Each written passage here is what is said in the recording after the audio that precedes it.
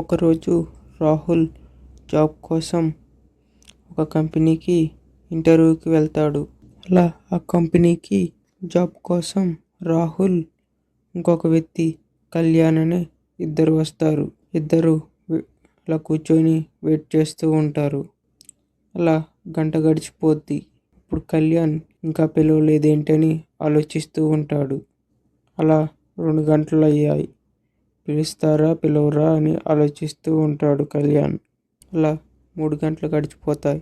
అంతే 3 గంటలు వెయిట్ చేశాక కళ్యాణ్కి బాగా కోపం వచ్చి వెళ్ళిపోతాడు. రాహుల్ మాత్రం అంతే గమ్మున కూర్చొని ఉంటాడు. అలా 4 గంటలు గడిచిపోతాయి. రాహుల్ ఎలాగైనా జాబు తీసుకొని వెళ్ళాలని అక్కడే కూర్చుంటాడు. అలా 5 గంటలు అవుతాయి. అప్పుడు రాహుల్ని లోపలికి పిలుస్తారు.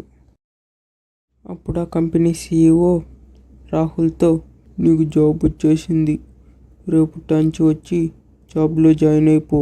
అప్పుడు రాహుల్ ఇలా అంటాడు, అదేంటి సార్, నన్నేమో ఇంటర్వ్యూ చేయకుండా నాకు జాబ్ ఎలా ఇచ్చారు? ఇంటర్వ్యూ చేయలేదని ఎవరన్నారు? నేను ఇప్పుడు దాకా చేసింది ఇంటర్వ్యూ. అయినా మా దగ్గర పనిచేసే వాళ్ళకి కావాల్సింది ఓపిక, సహనమే కానీ ఫ్రస్ట్రేషన్, కోపం కాదు. నీలో ఉన్న ఓపిక, సహనం మాకు చాలా బాగా నచ్చింది. ఈ జాబ్కి నువ్వైతేనే సెట్ అవుతావని నీకు ఈ జాబ్ ఇవ్వటం జరిగింది. మంచిగా జాబ్ చేసుకో. ఓకే సార్, చాలా థ్యాంక్ యూ సార్.